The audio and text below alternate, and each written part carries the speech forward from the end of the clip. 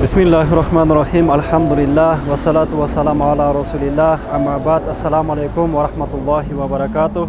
Ушул ыйыык жума майрамынын урматына, ыйыык Кур'ан-ы Карим китебибиздин урматына, сүйүктүү пайгамбарыбыз саллаллаху алейхи вассаламдын урматына, Аллахым өзүнүн мээримдүүлүгү, ырайымдуулугу менен баарыбызга бекем ыйман, бекем денсоолук берсин.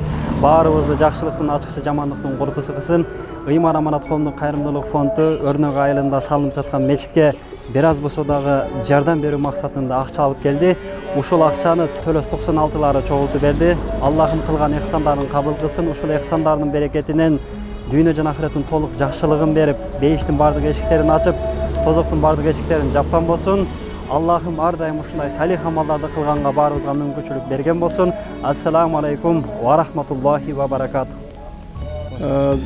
Töölöstөгү Өрнөк мечитиге жардам кылыптыр 25 000. Алла разы болсун. Алла таала жүрөгө салып, Алладын немеси бул.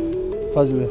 Алла мүмкүнчүлүк берип кичине бир жакшы иштерге тамимдари деген бир шам жаккан үчүн Алла таала пайгамбар дозого арам деген тамимдаригечи. Ана мынетке да бир неме навес мындакка кошуп навес кылып аткабыз. Бул навеске да кичине бир жардам берсеңиздер жакшы болот иншалла. Бул да бүтүп кетсе кышкыга чейин толук бүтүп калат Кудай кааласа иншалла. Сиздерге да Алла таала иштериңиздерге ийгилик, балдарга береке, хидаят, тынчылык берсин. Алла таала каетте болсо анын өзүнүн нусраты болсун. Аллаху акбар, Аллах разы болсун.